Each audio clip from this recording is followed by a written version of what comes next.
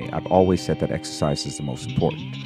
Now, I didn't say that diet is not important. I just said exercise is the most important. So there's this Men's Health article that says this exact same thing. The article says exercise, diet, exercise. They're both important if you want to live a full and healthy life. But according to a new study looking at the relationship between fitness, weight, heart health, and longevity, it's exercise, not weight loss, that is consistently associated with greater reductions in mortality risks. See, I agree with this because when you get your body to move, when you start making your muscles work, they need fuel. So whatever you put up in there, it's not going to just sit there. It's not going to go to the belly. It's not going to go to fat, storage. It's going to be used. For instance, you're not just going to do cardio and consider that the optimum exercise. Cardio is great. That's for your cardiovascular system.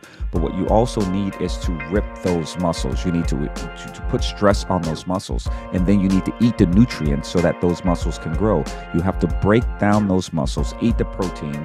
Those proteins break down into amino acids and you start building muscle. If you're just walking, you're not building muscle.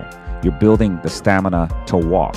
This is why you can see a person, an elderly person many times, they are walking and they believe that they're actually exercising. But over time, you'll see they're walking slower and slower and slower. Now, they may be able to walk a long distance at that slow speed, but they're still slower and slower. They're not as dynamic. Their joints are still getting more stiff. But when you actually exercise, when you do a dynamic movement, if you were to jump or to squat or to lift a weight, then the muscles are under a different kind of stress that actually is going to help your bone density and it's going to help those muscles grow. And so whatever food that you eat is going to go towards that. And if you're eating and you're gaining fat or you're gaining weight, it's because you're not putting enough work into the exercise or the activity that you're doing. And so initially when people start walking, they start doing these kind of things, they start losing weight. At least they think they are. They're not. They're just losing water.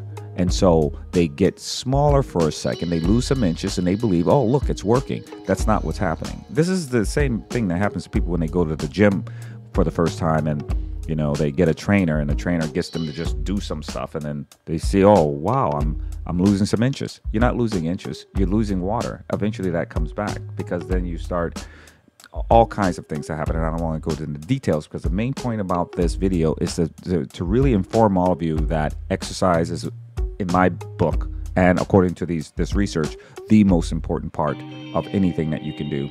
Diet is secondary, but diet is also important. The study, published in iScience, found that exercise and improved fitness among sedentary and obese men and women lowered their risk of premature death by as much as 30%, even if they didn't lose weight. If a woman is obese, but she exercises every day, she will outlive the normal weight woman who doesn't exercise.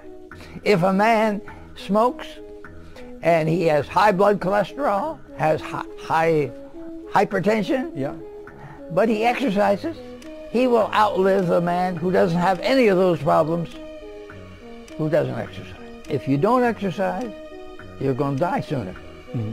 For every hour you exercise, you will live 3 hours longer. It's the Harvard alumni study. I want to get up right now. Hopefully this was helpful. If you have any questions, leave them in the comment section below, and I'll see you guys next time.